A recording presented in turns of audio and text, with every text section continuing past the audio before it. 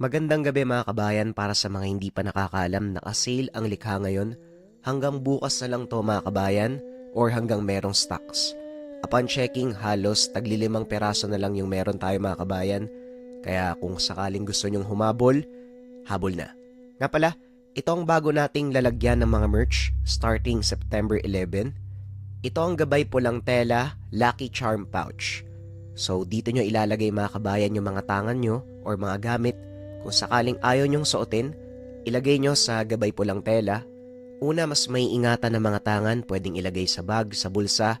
Same time, mas mapapalakas pa ang bisa sa tulong ng simbolo na nakalagay ng gabay. Gabay sa kalusugan, career, love life at finance. Sa lahat ng interesado, nasa comment section ng link. At para naman sa mga gusto nung gabay pulang tela lang, available din yan. Maraming salamat. Ang kwentong ito ay hango sa totoong buhay. Mula ito sa isa nating kabayan na itago na lang natin sa pangalang Heron.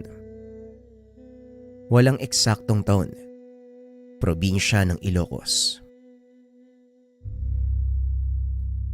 Minsan sa hindi inaasahang pagkakataon, dumarating ang isang pangyayari na nakakapagpabago ng ating mga paniniwala.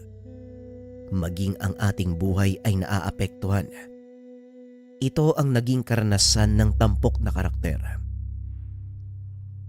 Nang mga panong ito, nasa pangangalaga ni Lolo Rogelio itong si Heron. Dahil matandang binata, wala itong kasama sa buhay. Bakit hindi mo nalang isama doon sa koprahan si Heron? Total, puro sakit naman ang ulo ang binibigay nito sa nanay niya eh. Wika ni Pablo sa nakakatandang kapatid. Yan nga ang pinunta ko dito. Palagi na lang daw kayong nagbabangayan. Kaya nga sinabi niya din sa akin na gusto na lang sumama ng anak mo sa koprahan. Mukhang hindi ko na pala kailangang ipagpaalam ka pa, Heron. Wika ni Mang Rogelio. Mas mabuti nga siguro doon na yung batang yan nang matuto sa gawaing bukid kaysa sayangin yung buhay niya sa mga walang kwentang gawain dito sa bayan. Heron, ayusin mo na yung mga dadalin mong gamit. Doon ka muna manatili kay Tio Rogelio mo hanggang sa matuto ka ng kahalagaan ng buhay. Wika ni Pablo. Huwag kang mag-alala tay. Nakaayos na po lahat ng mga dadaling kong damit. Lahat na dinala ko para wala na akong rason na bumalik. Tugon ng binata. Sabay labas ng tahanan bit-bit ang mga gamit. Aba, mukhang naging sobrang higpit mo kay Heron, Pablo. Alam mong nagbibinata pa lang siya eh. Ngayon pa lang nabubuksan ang kaalaman sa mga bagay-bagay. Kumbaga, nasa estado siya ng pagtuklas. Masyado ka kasing nagmamadali. Unawain mo muna yung anak mo. Akala mo hindi to dumaan sa pagkabata. Wika ni Mang Rogelio. Alam ko naman po yun, Manong. Pero hindi maiiwasan. Minsan mauubusan ka talaga ng pasensya eh. Kaya siguro, mas mabuti ang doon na muna sa inyo yan, Heron. Baka sakaling magtinuyan sa bukid. Tugon ni Pablo. Nang mga sandaling iyon, nasa edad 17 itong si Heron. Dahil nasa antas ng pagbibinata, nagiging mapusok. Padalos-dalos ang mga desisyon. Nauunawaan naman ito ng mga magulang. Ngunit may mga panahong hindi maiwasan ng mga ito na makagalitan ang binata. Kagaya ng ibang kabataan sa oras sa pagsabihan, kagad itong nagtatampo. Ano, Heron? Sigurado ka bang gusto mong manatili doon sa koprahan? Wala kang ibang gagawin doon ha? Kung hindi maglukad ng mga nyog na gagawin nating kopra. Medyo mabigat ang trabaho. Kaya ngayon pa lang tinatanong na kita. Walang atrasan kapag nandun ka na. Wika ni Mang Rogelio. Mas maganda na nga ang ganun, Tio. Kesa naman sa maburyong ako dito. Mabingi sa mga lentayan ni nanay at tatay sa akin. Nakakarindi na ho kasi. Wika ni Heron. Ay nako, ganun talaga Heron. Normal na magsalita ang mga magulang kapag nakakapuna sila ng mga mali sa kilos mo. Magbibinata ka na. Papasok ka na sa mundo ng mga matatanda. Kaya kailangan mong ituwid ang mga baluktot mong gawi hanggat maaga. Muling wika ng Shuin. Ay nako, bahala na nga tiyo. Ang importante, malayo muna ako kay tatay. Baka makapagsalita lang ako ng makakapagpasama ng kalooban nila. Ayoko po kasi ng ganun eh. Alam niyo naman, kapag nakapagbitaw ka na ng salita, wala nang bawian, di ba? O siya. Tara na. Medyo malayo pa ang lalakarin natin eh. Alam mo naman kung saan yung koprahan, di ba? Ang sinasabi nitong lugar, matatagpuan sa kabilang bahagi ng bayan. Medyo liblib na ito. Bagaman nasa kapatagan, napapaligiran ng makapal na gubat ang kanilang lupain. Kaya kailangang laging may tao ang kanilang koprahan upang magbantay doon sa lugar. Madalas sumasalakay ang mga baboy ramo upang kainin ang kanilang mga binilad na nyug o hindi naman kaya sirain ang mga pananim. Napakaraming kamoting kahoy sa paligid ng nyogan na siyang nagsisilbing bakod at pangkuha ng atensyon ng mga baboy ramo upang hindi nila marating ang mga mais na nakatanim naman sa ilalim ng mga puno ng nyug. Alam mo Heron, marami na akong tanim doon. Sayang naman kung kakainin lang ng baboy ramo. Kaya mas mabuti, may kasama ako sa pagbabantay. Muling wika ni Mang Rogelio. Nasa kalagitnaan ng daan nang makarinig ang matanda ng iyak ng tuta. Huminto ito upang marinig ng maayos at malaman kung saan nagmumula ang iyak. Parang iyak ng mga tuta yan, tiyo ah. Teka, paano magkakaroon ng aso dito? Nasa gitna tayo ng gubat. Maaring naligaw lang ang ina. Halika, hanapin natin, kawawa naman. At saka, wala din akong aso sa koprahan. Saktong-sakto yan. Tugon ni Mang Rogelio. Sinuyod ng mga ito ang paligid hanggang sa makita nila ang dalawang maliit na itim na tuta. Nakapikit pa ang mga ito na parang kakalabas pa lang sa sinapupunan. Mukhang kakalabas lang ng mga to ah. Hindi kaya mahirapan tayo sa pag-aalaga sa kanila, tiyo? Kailangan pa ng gatas ng ina niya, no? Sa palagay ko hindi naman siguro. Dahil meron akong kakapanganak na kambing. Maaari tayong kumuha ng gatas para ipainom sa kanila. Tugon ni Mang Rogelio. Pagdating sa koprahan, ginawa ni Heron ng kahong tulugan ang mga tuta. Samantalang si Mang Rogelio naman, kumuha ng gatas mula sa kambing upang ipainom sa mga ito. Inalagaan ng matanda ang dalawang tuta hanggang sa tuluyan itong lumaki. Sa edad na 2 buwan, pangkaraniwang aso lang kung titignan. Ngunit isang araw, nalaman ng matanda na espesyal ang mga ito. May napadaang estranghero sa kanyang lugar. Nakita ang 2 itim na aso. Pasensya na. Maaari bang makingi ng tubig na inumin? Tanong ng matanda. Nagulat si Heron. Bigla itong magsalita mula sa likuran. Maging ang 2 aso ay napatayo at kumahol. Kambang! Kumpol! Tumigil kayo! Wika ni Mang Rogelio. Naupo ang 2 aso sa tabi ni Heron. Nilapitan ng binata ang panauhin upang abutan ng isang basong tubig. Eto manong, maupo muna kayo nang makapagpahinga. Parang pagod na pagod kayo. Saan ba kayo nanggaling? Wika ni Heron. Uy, salamat sa'yo. Diyan lang, naglalakad. Maaari bang malaman kung saan mo nakuha yung 2 asong gubat na yan? Wika ng matanda. Asong gubat? Pangkaraniwang aso lang naman yan, Manong. Anong asong gubat? Nagkakamali ka, iho. Maniwala ka sa akin. Matagal akong namuhay sa kagubatan at nakipagsalamuha sa mga ganyang uri ng hayop. Nakita ko na ang kanilang uri at hindi ako maaaring magkamali. Ang mga tutang yan, anak ng isang purong asong gubat.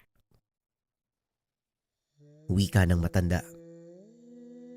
Kung totoong asong gubat ang mga napulot namin, abay maswerte ako. Bihira na lang ang mga ito sa panahon ngayon. Wika ni Mang Rogelio. Kaya ingatan mo ang mga asong to. Malaki ang maitutulong nila sa'yo, lalo na sa pang-araw-araw niyong gawain. Masyadong mapanganib ang paligid. O siya, hindi na ako magtatagal. Salamat sa ibinigay niyong tubig. Wika ng panauhin. Matapos ay nagpaalam na ito at umalis. Nakatitig lang si Heron sa matanda habang naglalakad palayo. Nang masigurong nakalabas na ito ng nyogan, bumalik na sa trabaho ang binata. Kilala niyo po ba yung matandang yun? Parang ngayon ko pa lang siya nakita dito ah. Hindi, Heron eh. Kahit ako, ngayon ko lang din nakita yung matandang yon. Pero kung totoo man ang sinasabi niya tungkol kay Kumpol at Kabag, abay, napakaswerte natin. Bakit nga pala nasabi ng matandang yun na maswerte tayo? At ikaw rin o, Tio, parang sobrang saya mo eh. Kasi maraming sabi-sabi noon pa man na kapag nakakita ka ng asong gubat at nagawa mo itong buhayin, ibig sabihin, magaan ang kamay mo sa mga hayop. May dalang swerte ang mga ito at maliban doon, mahusay pa silang tagapagbantay. Inaalay nila ang sariling buhay para sa kinikilalang Panginoon. Wika ni Mang Rogelio. Namangha ang binata sa sinabi nito. Sa paglipas sa mga taon, tumungtong sa 8 gulang ang mga asong gubat. Unti-unti ring nagbago ang kulay ng balahibo ng mga ito. Nagkaroon ng itim at kulay abong guhit ang katawan ni Kambang. Samantalang si Kumpol naman, purong itim. Kaso nga lang kapag nasisinaga ng araw, lumalabas ang mga guhit nito na nasa bandang likuran. Kakaiba rin ang laki ng kanilang pangangatawan. Halos hanggang bewang na ni Heron ang mga ito. Nagpapakita ng kakaibang lakas at katalinuhan ang 2 aso. Maliban doon, hindi na sila kumakahol. Tumatayo na lang ang mga ito sa tuwing may napapadaan sa kanilang lupaing tinitirahan. Hanggang isang gabi, nagpamalas ng kakaibang kakayahan ng 2 aso. Ito ay nang minsang maiwan si Mang Rogelio kasama ang 2. Aba, bakit kaya ginabi ng uwi si Heron? Kambang, Kumpol, abangan nyo nga ang pamangkin ko sa labas ng kubo. Kumahol kayo kapag nandyan na siya ha, nang mapagbuksan ng pintuan. Wika ni Mang Rogelio. Sumunod naman ang 2 aso. Ilang minuto lang ang nakalipas. Narinig ng matanda na umangil ang isa sa mga ito. Kakaiba ang angil na yun. Tila may kung anong nilalang itong nakita. Sinasabayan pa ng manakanakang pagtahol. Alam ni Mang Rogelio ang kilos na ito ng mga alaga. Dali-dali siyang bumangon upang tignan kung ano ang nangyayari. Nanlaki ang mga mata ng matanda. Nang lumabas ito, nakita ang isang imahe ng taong nakatayo sa gitna ng bilaran ng kopra. Hinawakan nito ang itak. Inobserbahan ng 2 alaga. Nakatayo na ito sa harapan niya, handa nang sumalakay anumang oras. Lumapit ka sa liwanag. Magpakilala ka. Kung hindi, susugurin ka ng mga alaga ko. Wika ni Mang Rogelio. Hindi kumikilos ang nilalang. Dahan-dahang humakbang ang mga aso papalapit dito. Patuloy na umaangil ang mga ito. Walang pagdadalawang isip na sumugod. Aawatin pa sana ni Mang Rogelio ang mga alaga. Ngunit huli na dahil naabot na ng mga ito ang nilalang. Walang makita si Mang Rogelio dahil napakadilim ng paligid. Ang naririnig niya, mga nagkakaluskusang dahon ng nyug, malalakas na tahol ng aso, sabayan pa ng sigaw ng nilalang na nilalapa ng mga ito. Dali-daling kinuha ni Mang Rogelio ang sulo. Inihagis ito sa tumpok ng mga tuyong dahon. Mabilis na nagliyab ang lugar. Nagliwanag ang buong paligid. Tumambad sa matanda ang isang nilalang, nababalot ng itim na balahibo. Puro sugat ang katawan nito. Pilit pinanglalabanan ang dalawang mabangis na asong gubat. Kinagat ni Kambang ang nilalang sa leeg, habang si Kumpol naman, hila-hila ang kamay nito. Hanggang sa tuluyang baliin ni Kambang ang leeg. Nangisay ang katawan ng nilalang. Matapos ay tuluyang hindi na nakakilos. Dahan-dahang nilapitan ni Mang Rogelio ang walang buhay na nilalang. Napagtanto na hindi ito tao, kung hindi isang aswang. Por Diyos por Santo. Ano itong napatay niyo, Kambang? Kumpol, bakit may aswang sa lupain ko? Tanong ni Mang Rogelio. Maya-maya ay humahangos na dumating si Heron. Nagulat nang makita ang walang buhay na nilalang. Saan ang galing ang halimaw na yan, Tiyo? At anong ginagawa niya dito sa loob ng nyogan? Hindi ko na din alam, Heron eh. Mabuti na lang at nandito na sina Kambang at Kumpol. Ay nako, kung wala, malamang naging hapunan na ako ng nilalang na yan. Saan ka ba nang galing, bata ka? Abay, gabing-gabi na! Wika ni Mang Rogelio. Hindi naman makapaniwala si Heron sa nakikita. Kumuha ito ng patpat. Tinusok-tusok ang katawan ng nilalang. Sinakambang ang pumatay sa nilalang na yan? Paano nangyari yun? Hindi ba malalakas sa mga aswang? Tama ka, Heron. Malalakas nga ang mga aswang. At kung nagawa itong talunin ng mga aso, isa lang ang ibig sabihin nun. Tama ang sinabi ng matanda noon. Pag-uusap ng dalawa. Sinunog ng mga ito ang bangkay ng aswang. Nakahinga ng maluwagang matanda dahil walang nangyaring masama sa kanya. Napakalaki ng pasasalamat nito sa mga alaga. Kung hindi dahil sa kanila, malamang ay patay na din siya. Ngunit lingid sa kanyang kalaman, simula pa lang ito ng mas malaking gulo. Kinabukasan, pababa ng bayan si Heron para maghatid ng mga pinatuyong kopra. Ikinarga ng mga ito sa karo ang maigit 20 sako ng kopra. Hila-hila ito ng kalabaw. Nakasunod sa kanila ang 2 asong gubat. Takaw atensyon ng mga ito sa mga taong nagdaraan dahil sa kakaibang itsura. Sa kalagitnaan ng paglalakad, napansin ni Heron ang ibang kinikilos ng mga alaga. Pumunta sa likod ng karo si Kambang. Samantalang si Kumpol naman ay naglakad sa tabi ng kalabaw. Paulit-ulit na inaamoy ng mga ito ang paligid na tila may nararamdamang kung anong presensya sa lugar. Hanggang sa biglang napahinto ang kalabaw. Kahit anong gawing hataw ni Mang Rogelio, ayaw nitong umalis sa kinakatayuan. Sa pag-aakalang napagod na ito, hinayaan muna nilang magpahinga ang hayop. Naupo din sa tabi ng daan si Mang Rogelio. Tumabi sa kanila si Kambang habang nakatingin sa direksyon na tinitignan ng kalabaw. Ilang sandali pa biglang sumugod si Kumpol. Nagpatuloy itong tumakbo papunta sa mga dayami. Laking gulat ng dalawa dahil biglang humagis palayo ang aso. Dito na tumayo si Mang Rogelio at kinuha ang itak sa gilid ng karo. Heron, bilisan mo! Ikabit mo ang karo sa kalabaw!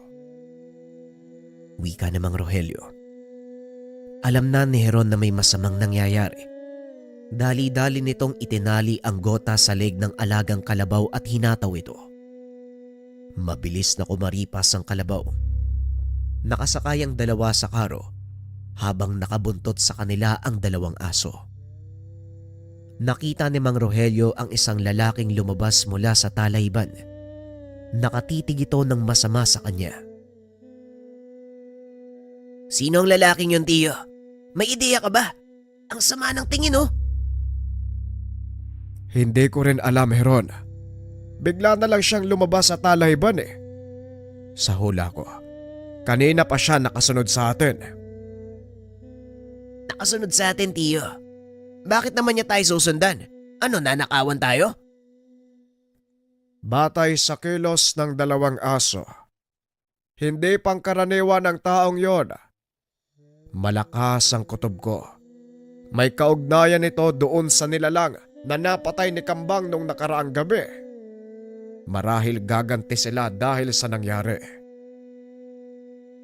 Kung ganun, posibleng aswang din yung isang yan, Manong. Yan ang hinala ko.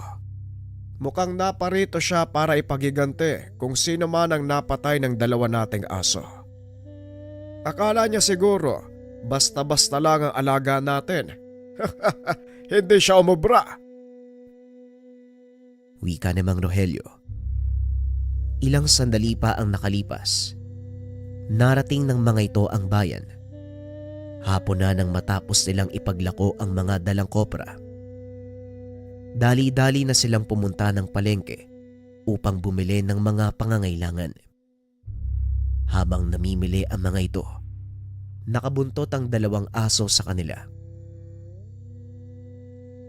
Mukhang hindi na tayo nasundan ng taong yun, eh. Siguro natakot na baka. Hindi na ituloy ng binata ang sasabihin.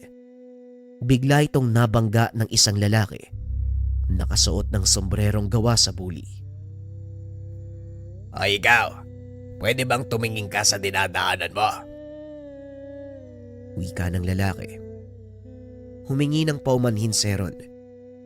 Naglakad palayo ang lalaki. Ngunit napansin ng binata, kakaiba ang titig ng dalawang aso sa kanya. Hinawakan ni Heron ang kadena ni Kambang dahil ito ang palaging namumuno ng gulo. Sa oras na sumugod ito, siguradong susunod sa kanya si Kumpol. Hoy, Kambang, hayaan mo na siya. Ako yung may kasalanan eh. Halika na, baka maiwanan tayo ni Tio Rogelio. Wika ni Heron. Kaagad namang sumunod ang dalawang aso.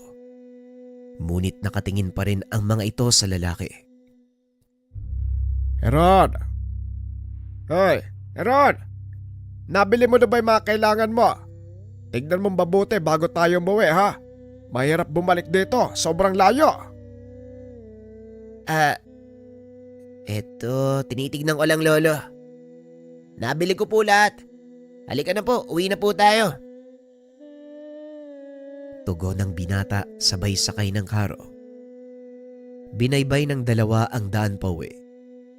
Medyo madilim na ng mga oras na yon. Nagbabadya pa ang malakas na ulan. Mukhang mababasa tayo, Heron.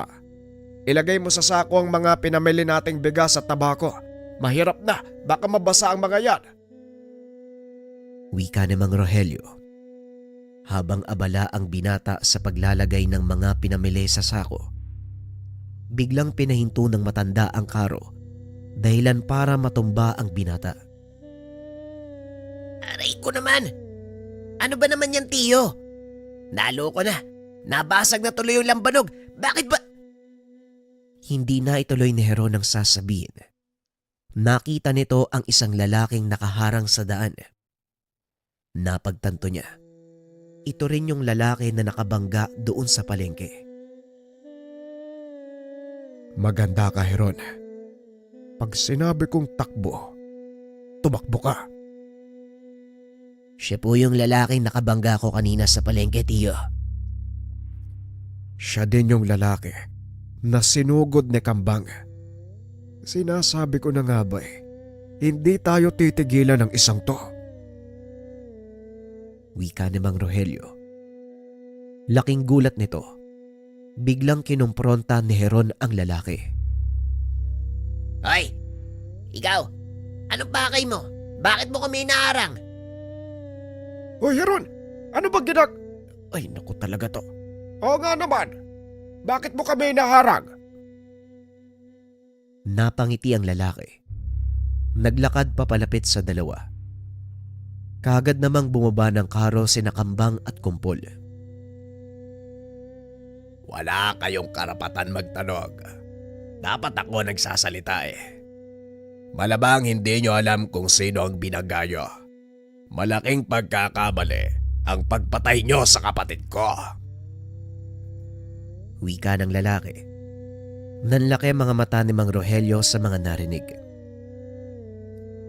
Tama nga ang hinala ko. May kinalaman ka nga sa nilalang na pinatay namin nung nakaraang gabi. Hindi ko kasalanan kung pumasok siya sa aking lupain. At ng mga oras na yon, iisa lang ang intensyon ng kapatid mo. Yon ay ang patayin ako. Wika ni Mang Rogelio. Wala akong pakialam kung ano pa ang dahilan nyo. Buhay ng kapatid ko ang kinuha nyo. Sisiguraduhin kong buhay nyo din ang magiging kapalit. Akmang susugod na sana ito. Ngunit nakita niya ang dalawang asong gubat. Naglalakad ng marahan papunta sa kanyang kinakatayuan. Bahagyang umatras ang lalaki. Naghandang sumalakay. Ngunit laking gulat nito nang biglang may matigas na bagay na tumusok sa kanyang likod. Kung ako sa'yo, hindi ko na itutuloy ang binabalak ko. Ang lakas ng loob mong gumanti. Kung tutusin, may kasalanan naman yung kapatid mo. Siya din ang dahilan kung bakit siya namatay. Wika ni Tandang Uban. Huwag kang makialam, Tandang Uban. May atraso sa pamilya ko mga tao to. Hindi namin pinakikialaman ang anumang gawain mo. Kaya pakiusap, huwag kang makisali dito. Wika ni Marco. Pasensya na, pero malaki din ang utang na loob ko sa mga taong ito. Kaya hindi ako makakapayag na saktan mo sila.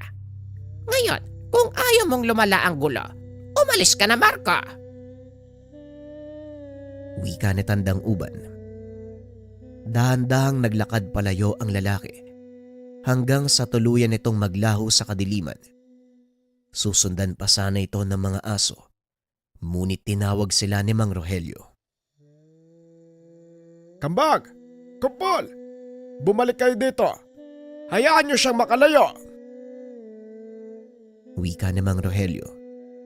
Nagsipag-akyata naman ang mga ito sa karo. Nang iangat ng matanda ang kanyang paningin, wala na ang taong tumulong sa kanila. Aba teka, ay saan naman nagpunta yung isang yon? Ay naku, nawala na naman. Hindi man lang ako nakapagpasalamat sa kanya. Diba siya yung matandang tinulungan natin noon, tiyo? Tama ka, siya nga yung matandang yun eh. Mantakin mo, natatandaan niya pa pala tayo. Pag-uusap ng dalawa. Matapos ay nagpatuloy na ang mga ito sa pag-uwi. Pagdating sa kuprahan, laking gulat ng dalawa dahil naroon nag-aantay ang matanda. Ipinagtataka ng mga ito kung bakit napakaamo ng mga aso sa kanya. Ang laki nyo ng dalawa. Kamakailan lang tuta pa kayo ah. Pasensya na kayo kung pumasok ako ng walang pahintulot. Hindi ako nakapagpakilala ng maayos nung una nating pagkikita. Ako nga pala si Uban.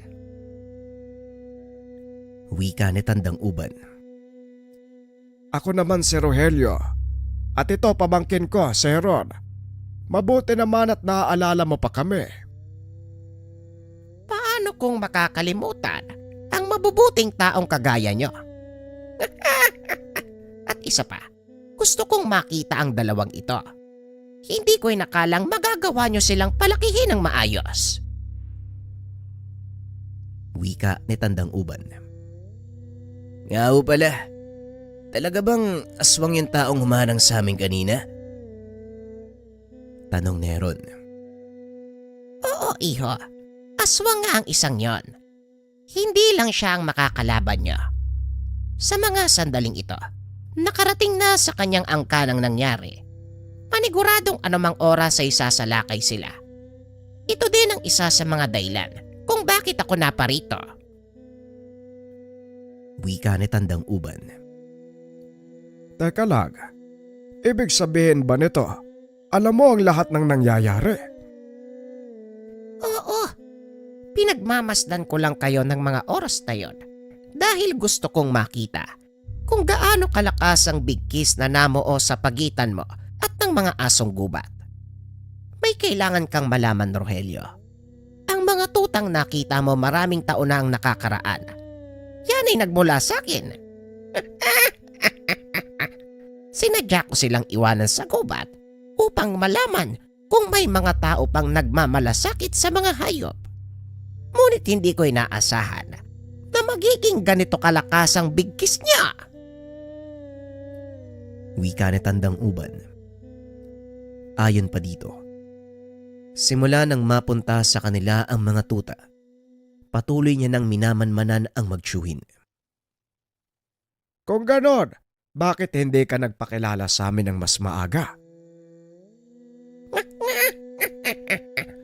Hindi na magiging masaya kung magpapakilala ko ng maaga sa inyo. Isa pa, gusto kong makita kung ano ang gagawin mo sa mga asong gubat na ito. Pero nasorpresa ako.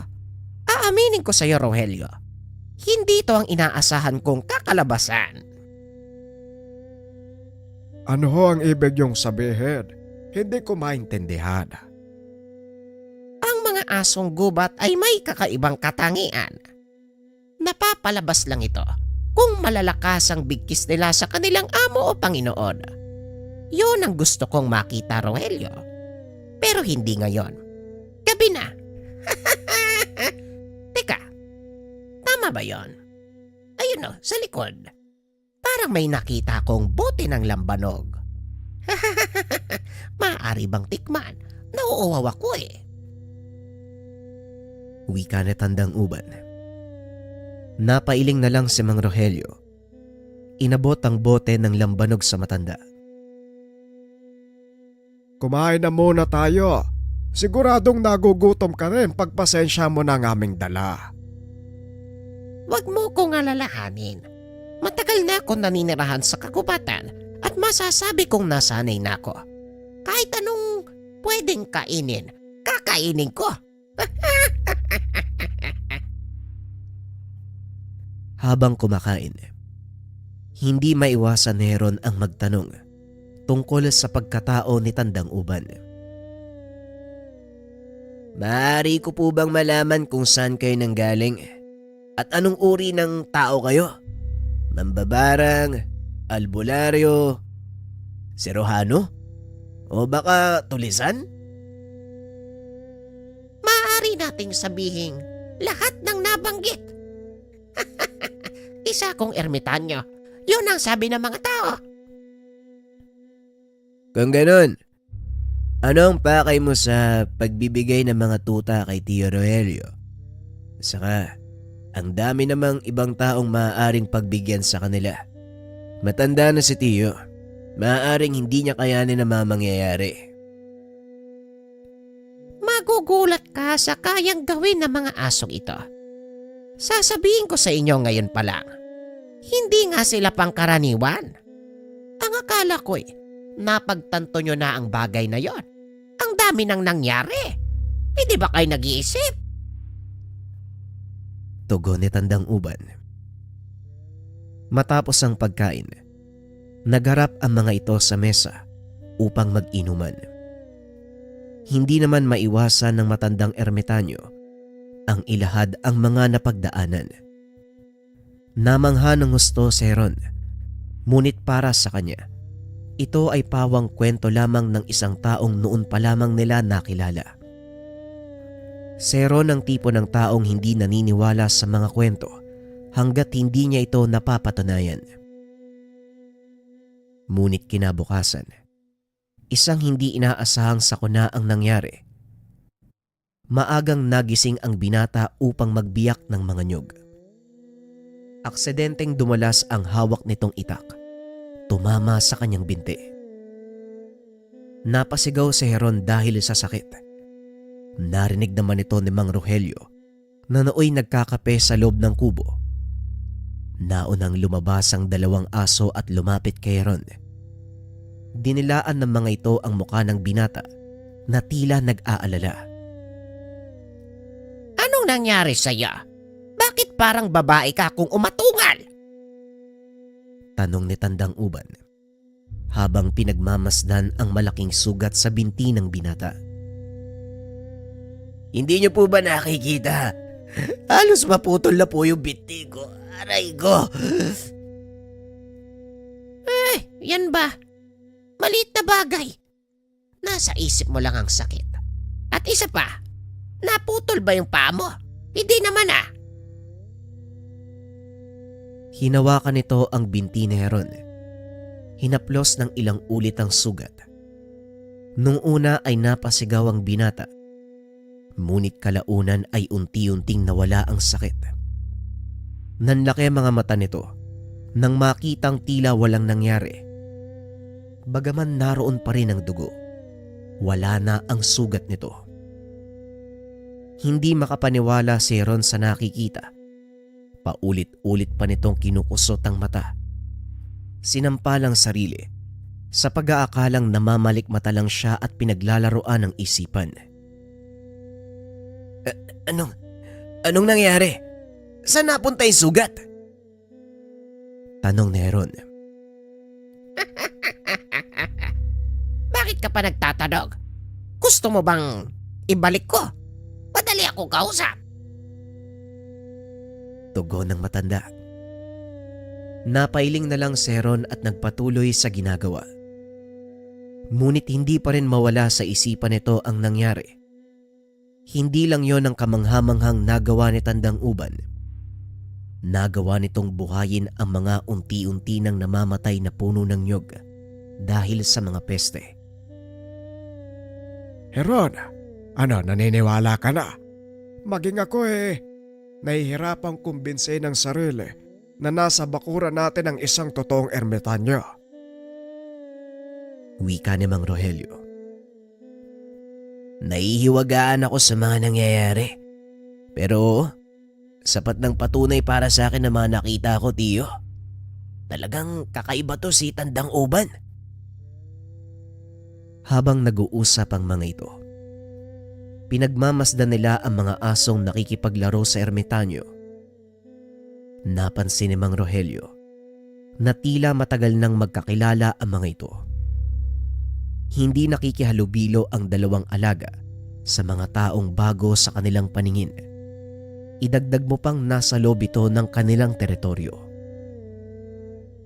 Pagsapit ng hapon habang nagpapahinga, tinawag ni Tandang Uban si Mang Rogelio. Rogelio, maaari ka bang sumama sa akin sandali? May ilang bagay lang akong gustong talakayin. Wika ni Tandang Uban. Nagpunta ang mga ito sa malayong bahagi ng taniman. Hinayaan na lang ito ni Heron. Nagpunta siya sa balon para makapaglinis ng katawan. Ano ho ba ang nais mong pag-usapan, Tandang Uban? Hindi ka ba nagtataka kung bakit 2 tuta ang binigay ko sa iyo? Wala namang nakakapagtaka sa bagay na yon. Alam kong may dahilan ka sa mga ginagawa mo. Kaya hindi na ako nagaksaya ng oras para mag-usisa o magtanong. Ang isang asong gubat, nakatakda sa iisang Panginoon. Hindi maaaring maging dalawa ang alaga mong asong gubat, kaya kailangan mong mamili sa kanila. At kapag nakapili na ako, anong mangyayari sa isang hindi ko napili? Kailangan mo siyang patayin. Dahil kung hindi, magpapatayan ng dalawang aso hanggang sa isa sa kanila ang maiwan. Teka, sandali lang. Pwede ko bang ibigay ang isa sa kanila kay Heron? Bakit kailangan ko pang patayin? Ikaw lang ang kinikilala nilang Panginoon, ang pinuno ng kanilang kawan. Si Ron ay bahagi lang ng kawan mo. Kailanman, hindi siya maaaring kilalaning Panginoon ng alinman sa kanila. Wika ni Tandang Uban at ayon pa dito. Bahagi ng pagsubok ang pagpatay sa isa sa mga asong gubat. Dito masusukat kung gaano kahusay magpasya ang isang kagaya ni Mang Rogelio na pinili ng mga asong gubat. Wala na bang ibang paraan, Tandang Uban? Napamahal na sa akin ang mga aso. Itinuring ko sila bilang mga anak. Kaya masakit para sa akin ang patayin ng isa sa kanila. Sa ayaw at sa gusto mo, kailangan mong mamili sa kanilang dalawa. Malapit nang maging ganapang kanilang kakayahan. Sa susunod na kabilugan ng buwan, malalaman mo ang sinasabi ko at paniguradong hindi mo ito magugustuhan. Wika ni Tandang Uban. Pinag-isipang mabuti ni Mang Rogelio ang sinabi ni Tandang Uban. Hanggang sa makabuo ito ng pasya. Kinausap ni Mang Rogelio si Tandang Uban upang ipaalam ang naging desisyon. Ano, Rogelio? Nakapagpasya ka na ba? Oo, Tandang Uban. Wala akong pipiliin sa kanila. Mas gugustuhin kong palayain ang dalawa kaysa may mamatay. Napangiti si Tandang Uban. Dahil napatunayan ito, hindi makasarili si Mang Rogelio. Magaling, Rogelio. Tama ang pasya mo. Nakapasa ka sa pagsubok. Ngayon ang ituturo ko sa iyo kung paanong maging isa sa mga alaga mo. Wika ni Tandang Uban. Samantala, kakabalik pa lang ni Heron galing sa balon. Hinanap nito ang dalawa. Kaso nga lang wala sila sa paligid. Maging ang dalawang aso ay hindi niya makita. Saan kaya nagpunta yung mga yun? Ay nako, bahala na nga sila, pagod na ako. Makatulog na nga lang. Wika ng binata. Kinabukasan ng magising ito. Wala pa rin ang dalawang matanda. Hindi pa rin nakikita ni Heron ang dalawang asong gubat sa paligid. Dito na nagsimulang mag-alala ang binata. Kinuha nito ang itak. Sinuyod ang kagubatang nakapalibot sa kanilang taniman. Hindi nito alintana ang panganib na dulot ng mga ligaw na hayop sa lugar. Patuloy na nag-ikot ang binata hanggang sa hindi sinasadyang napunta ito sa pugad ng mga baboy ramo. Laking gulat ng binata nang makarinig ng malakas na angil ng baboy sa paligid. Marami itong naglakad palayo, kaso nga lang huli na. Papasugod na sa kanya ang napakalaking itim na baboy. Napakatalas ng mahaba nitong pangil. Alam ni Heron na sa oras na tumama ito sa kanya, paniguradong mabubutas ang katawan. Hindi na nagawang tumakbo. Sa halip ay yumuko na lang ito para iwasan ang pag-atake ng baboy. Ngunit ilang segundo lang ang nakalipas.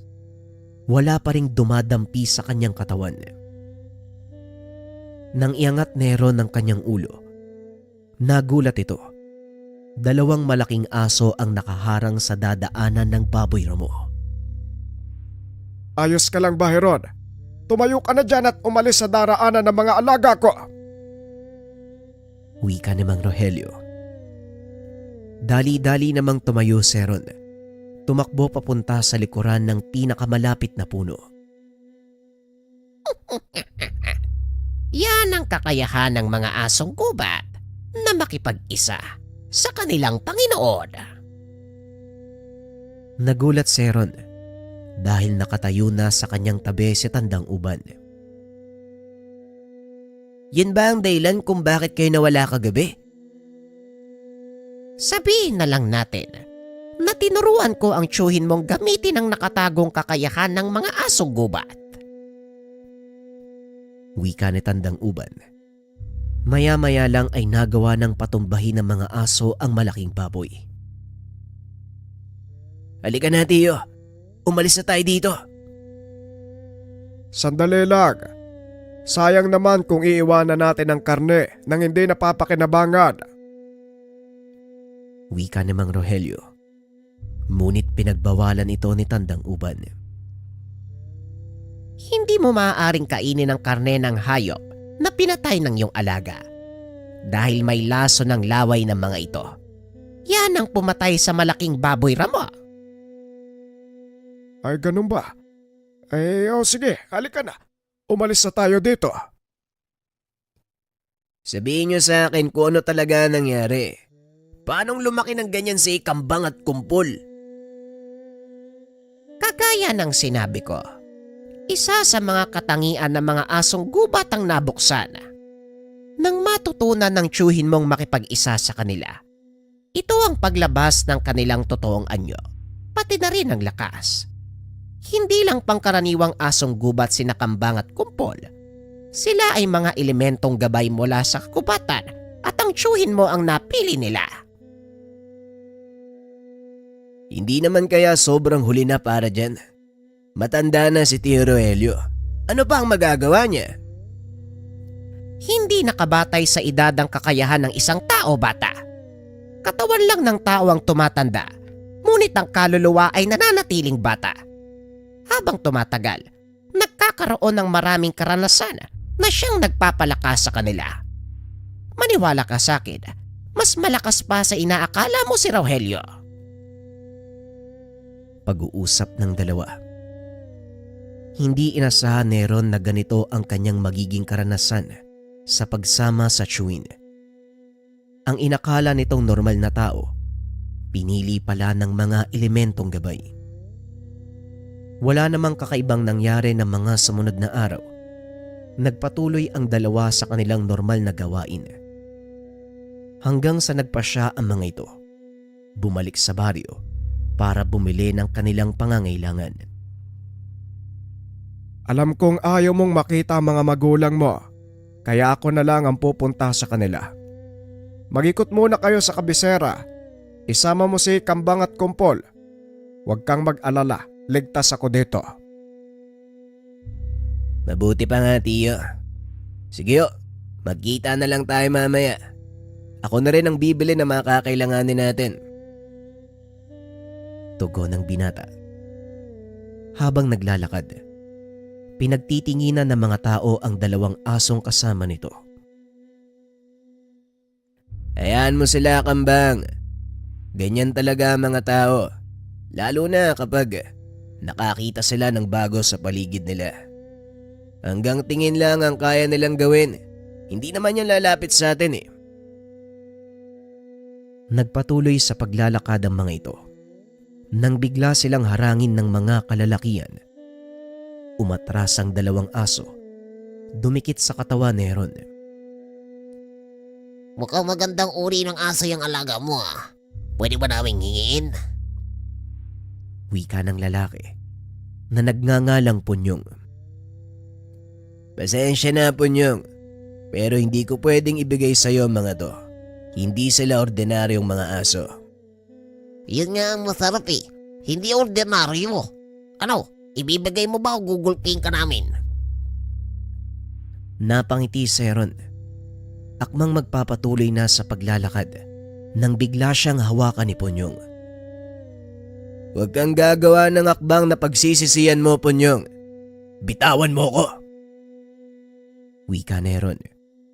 Kaso nga lang hindi nakinig si Punyong. Sa halip hinila nito ang kwelyo ng damit ni Heron. Anong sinasabi mo? Anong pinagmamalaki mo? Tanong ni Pungyong. Laking gulat nito nang bigla siyang dambahin ni Kambang. Binigyan kita ng babala, di ba? Huwag kang gagawa ng kahit anong pagsisisihan mo. Hindi ka lulubayan ng alaga ko hanggat hindi mo inaalis ang kamay mo sa damit ko. Dahan-dahang inalis ni Punyong ang kamay sa kwelyo ng binata. Ngayon na mo, binitawan na kita mo. Palisin mo na yung aso mo. Unti-unting bumaba si Kambang. Naglakad papunta sa likuran ni Heron. Kaso nga lang laking gulat nito nang sumalakay naman si Kumpol. Nang lumingon si Heron, nakita nito ang isa sa mga kasama ni Punyong na may hawak na pamalo, nakaamba ng hampas sa kanya. Ang kulit nyo no? Nagsabi na ako na huwag kayong gagawa ng pagsisisihan nyo. Hindi kayo nakinig, kaya pasensyaan tayo. Muling wika ni Heron. Matapos ay hinayaan itong lapain ng dalawang aso ang grupo ni Punyong. Pasalamat lang ang mga ito. Hindi sila pinatay ng mga aso. Unti-unting nakuha ng nangyayaring kaguluhan ang atensyon ng mga kababaryo. Kaya nagpasya si Heron na umalis na sa lugar. Nakadalo ko na. Mukhang kailangan na nating umalis dito Siguradong lagot tayo kay Tio Rogelio. Pahamak kasi itong si Punyong Wika ng binata. Mabilis itong tumakbo sa kinaroroonan ni Mang Rogelio. Kahit labag sa kalooban nito, kinailangan niyang pumasok sa kanilang tahanan. Heron, anak. Oh, saan ka nang galing? Bakit may kasama kang aso? Tay, pasensya na kayo Pero may kaguluhan kasi sa baryo. Nilapa ng mga alaga ni Tio Rogelio yung grupo ni Punyong. Napatayo si Mang Rogelio. Lumapit kay Heron. Ano? Bakit sila nilapa ng mga aso? May namatay ba? Buti na lang walang namatay sa kanila Pero yung taong baryo, nakita kasi yung nangyari. Bakit ka napadpad sa lugar na yon? Alam mo namang pugad ng mga sanggano ang gawing yon. Ano ka ba naman Naghahanap po kasi ako ng mga kailangan natin. Kaya ayun Aalis na sana ako kaso bigla nila akong inatake. Alam mo naman yung ugali ng mga aso natin Maya-maya ay nagdatingan ang mga tao kasama ang kapitan del baryo.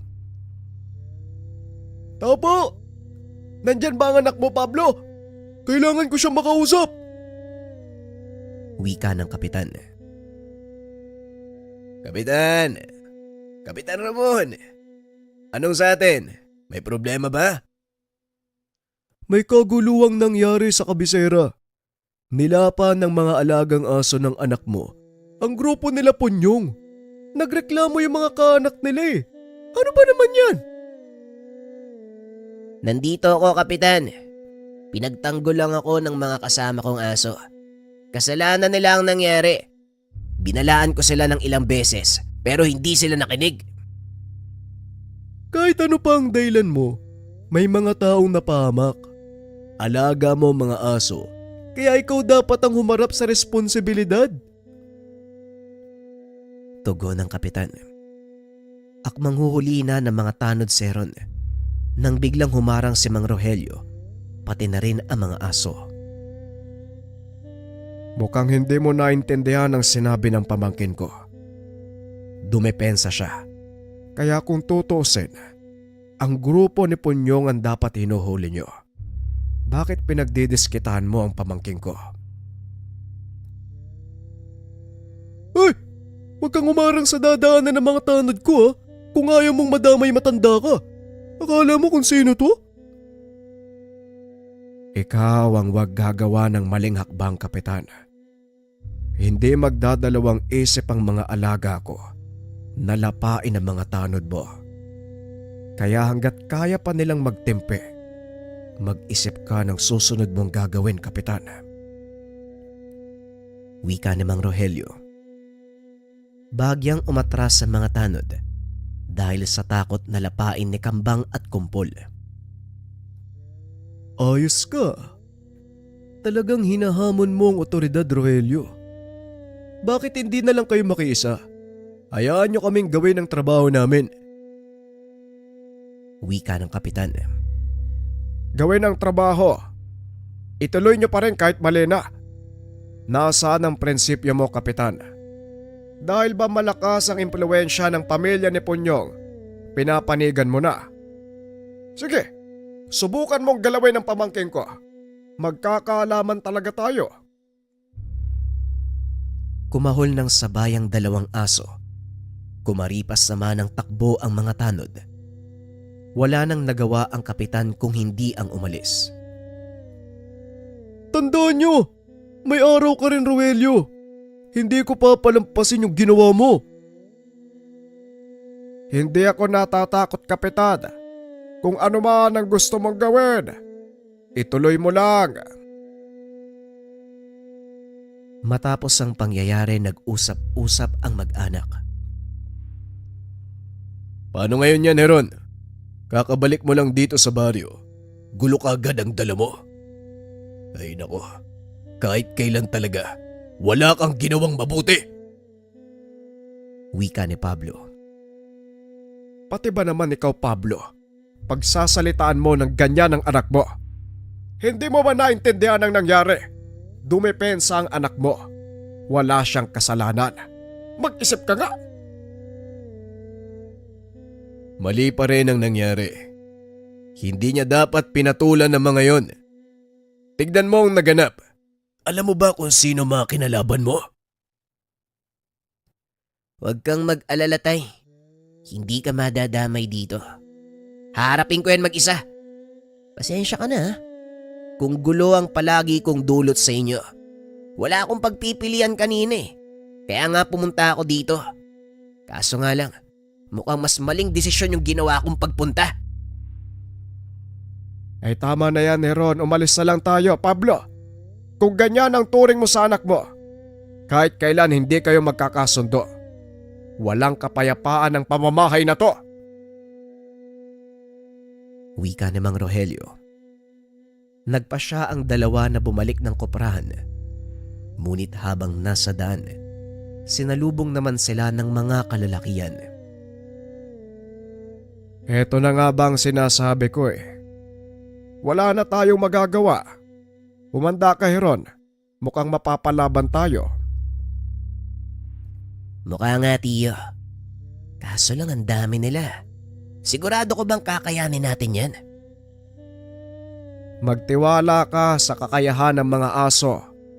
Pag sinabi kong takbo, tumakbo ka.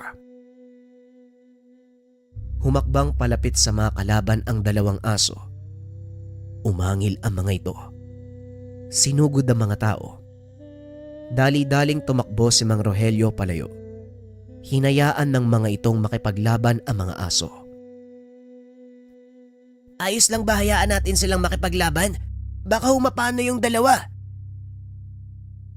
Magtiwala ka sa kakayahan nilang dalawa. Hindi nga sila pangkaraniwan. Tandaan mo yan. Tugon ng matanda. Nakahinga ng maluwag ang dalawa nang makarating sa kuprahan. Nagtaka si Tandang Uban kung bakit hingal na hingal ang mga ito.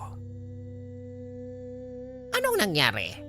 Bakit parang hinabol kayo ng napakaraming demonyo? Eh parang ganun na nga, Manong. Mabuti na lang naroon ng dalawang aso. Sila ang humarang sa mga kalabang humahabol sa amin.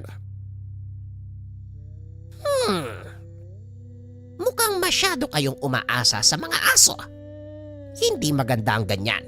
Hanggat maaari, iwasan yung dumepende sa kanila. Wika ng ermitanyo. Ilang sandali pa dumating na ang dalawang aso. Kapwa sugatan ng mga ito. Dali-daling sinalubong ni Mang Rogelio ang alaga upang buhatin. Unti-unti nang natutumba ang mga ito. Kamunti ka na sila, tiyo. Hindi ko nahahayaan na mangyari ang ganito sa kanila. Sa susunod kahit madamay ako, hindi ko iiwan ang 2 alaga. Ganon din ako, iho. Pinagsisisihan ko kung bakit ko sila iniwan sa ganong karaming kalaban. Pasensya na kayo, Kambang. Kumpol, masyado akong nagtiwala. Masyado akong dumepende sa inyo. Pero humanda sila. Kapag meron pang nagkante sa atin, siguradong makakatikim sila. Maraming salamat sa pakikinig ng ating kwento, mga kabayan. Abangan ang susunod na episode ng ating kwento. Paalam.